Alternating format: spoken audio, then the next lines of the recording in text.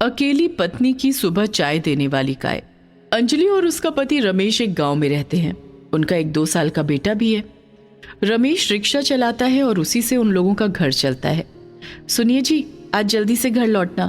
हाँ अंजलि, काम खत्म हो जाएगा तो जल्दी चला आऊंगा।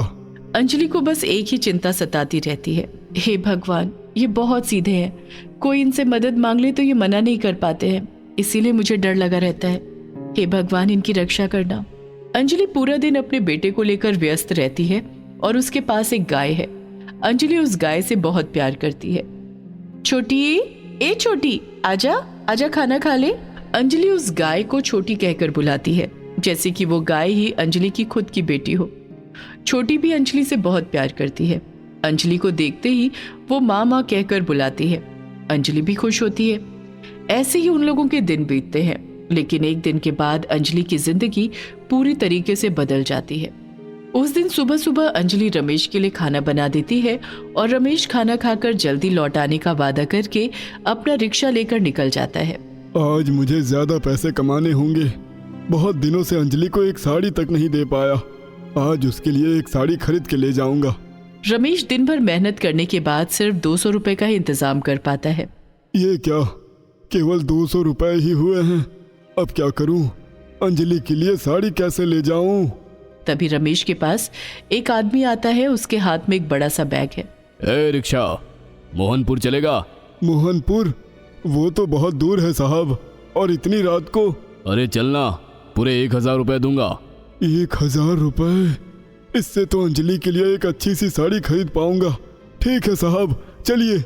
लेकिन रमेश को ये समझ नहीं आया कि ये आदमी उसे इतना पैसा क्यों देना चाहता है। मोहनपुर जाने के लिए एक सुनसान से जंगल के बीच से गुजरना पड़ता है। रमेश जैसे ही जंगल में घुसता है, वैसे ही 3 डाकू उसके रिक्शे को घेर लेते हैं। उतर रिक्शे से, उतर। उस बैग में क्या है बता। कुछ नहीं है, मेरे बैग में कुछ नहीं है। कुछ नहीं है तो डर क्यों रहा है? बैग दे हमें। दे। रमेश बहुत डर जाता है। तभी वो आदमी रमेश से कहता है, भाई साहब, इसमें मेरी पत्नी के ऑपरेशन के लिए पैसे हैं। मैं इन डाकुओं को रोकता हूँ, आप इन पैसों को मोहनपुर अस्पताल में पहुंचा देंगे।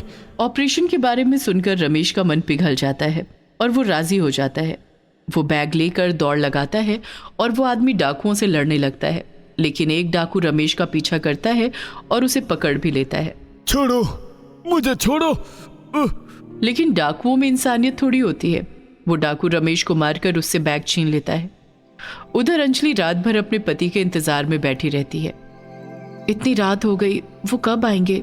कभी इतनी देर तो हुई नहीं। अंजलि पूरी रात परेशान होकर बैठी रही और सुबह होते ही वो अपने बेटे को गोद में लेकर अपने पति को ढूंढने के लिए निकल गई। उसने बाकी रिक्शा वालों से भी पूछा, लेकिन सभी ने कहा कि रमेश को किसी ने भी नहीं देखा था। शाम होते होते अंजलि रो पड़ी। अब क्या होगा? मैं उन्हें कहाँ ढूंढूंगी? आप मुझे छोड़कर कहाँ चले गए? तभी वहां पर पुलिस आई और अंजलि को थाने ले गई। क्या हुआ साहब? मैंने क्या किया है? मुझे यहाँ क्यों लेकर आए हैं? कल जंगल में एक आदमी की मौत हो गई है। वो हमें जब मिला था तब तो वो जिंदा था। वो बार बार अंजलि का नाम ले रहा था। देखो, यही तुम्हारा पति है क्या? पुलिस ने एक डेड बॉडी से पर्दा उठाया। अंजलि ने देखा कि यही रमेश है। अंजलि के सिर पर जैसे आसमान गिर पड़ा। वो बेहोश हो गई। उसे जब होश आया तब वो अपने घर पर ही थी। बाहर पुलिस थी। उसका बेटा उसके पास बैठकर रो रहा था। अंजलि ने पहले अपने बेटे को संभाला, उसके बाद रमेश का अंतिम संस्कार किया गया। अंजलि का दुख देखकर जैसे उसकी गाय छोटी भी दुखी हो गई थी। उसकी आंखों से भी आंसू टपक रहे थे। मत रो छोटी, रोकर क्या होगा? मेरे नसीब में जो लिखा था वही हुआ। लेकिन अभी मैं मेरे बेटे को क्या खिलाऊंगी? ये घर कैसे चलेगा? तब अचानक से एक चमत्कार हो गया। छोटी ने अंजलि से बात की। दुखी मत हो अंजलि, तुम मेरा दूध बेचो, उसी से तुमको पैसे मिलेंगे। तुम्हारा दुख देखकर मैं बिना बात किए रह नहीं पाई। अंजलि ने छोटी को गले लगा लिया। छोटी, मैं कैसे तेरा शुक्रिया अदा करूं? तू ही है मेरी अपनी। अगले ही दिन से अंजलि दूध बेचने लगी। वो सुबह उठकर छोटी से दूध निकालती और उसके बाद एक साइकिल लेकर लोगों के घर घर जाकर दूध बेचती और उसके बाद लौटते वक्त घास लेकर आती और फिर छोटी को घास खिलाती। ऐसे ही कुछ दिन बीत गए, लेकिन अंजलि के पास ज्यादा पैसे नहीं आए। एक गाय और कितना ही दूध देगी, लेकिन इन थोड़े से पैसों में तो घर चलाना मुश्किल हो जा रहा है। क्या करूं? तभी अंजलि ने देखा कि गांव में जो चाय की दुकानें हैं, उन दुकानों में सुबह सुबह बहुत ज्यादा चाय बिकती है। इन चाय की दुकानों से तो अच्छी कमाई होती होगी। हाँ, कल से मैं चाय की दुकान ही लगाऊंगी। अंजलि अगले दिन एक पेड़ के नीचे चाय बेचने के लिए बैठ गई। छोटी के दूध से चाय बनाकर बेचने लगी। लोगों को वो चाय बहुत पसंद आने लगी। वाह, ये चाय तो बड़ी स्वादिष्ट है। हाँ हाँ, बहुत ही स्वादिष्ट चाय है भाई। आज से तो मैं यहीं से चाय पीऊंगा। अंजलि की भी पहले दिन ही चाय बेचकर अच्छी कमाई हुई। वो भी बहुत खुश हो गई, लेकिन बाकी चाय के दुकानदार खुश नहीं हो पाए। हम कितने सालों से यहाँ चाय बेच रहे हैं और वो औरत यहाँ चाय की दुकान खोलकर हमारी कमाई बंद कर देगी? नहीं, ये नहीं हो सकता। सभी दुकानदारों ने मिलकर सरकारी ऑफिसर को पैसे खिला दिए और ऑफिसर ने आकर अंजलि की दुकान को बंद करवा दिया। यहाँ तुम दुकान नहीं खोल सकती, ये सरकार की जमीन है। यहाँ दुकान खोलना गैर कानूनी है। जाओ, भागो यहाँ से, चलो। अंजलि को भगा दिया गया।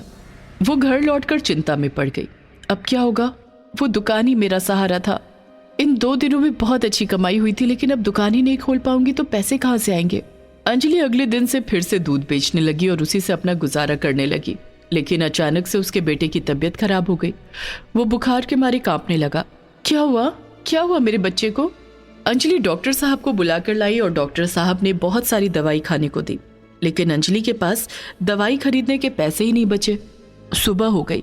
अंजलि के पास छोटी को खिलाने के लिए घास भी नहीं थी, इसीलिए अंजलि ने उसे चाय की पत्ती खिला दी। छोटी, आज घास नहीं है। 2 दिन चाय बेचने के बाद कुछ चाय की पत्ती बच गई है, यही खा ले। छोटी ने चाय की पत्ती खा ली। आज दूध बेचने के बाद दवाई खरीद कर लाऊंगी।